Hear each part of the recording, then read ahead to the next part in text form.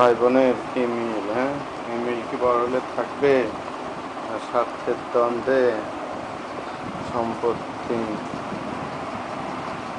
আজ হচ্ছে 9 তারিখ পড়ে গেছে, 9 জুলাই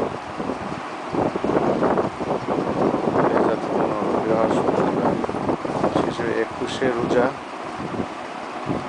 শুরু হয়ে গেছে। এখন বাজে হচ্ছে ভোর 4টা। এই মাত্রই ফজরের নামাজ পড়ে নিলাম।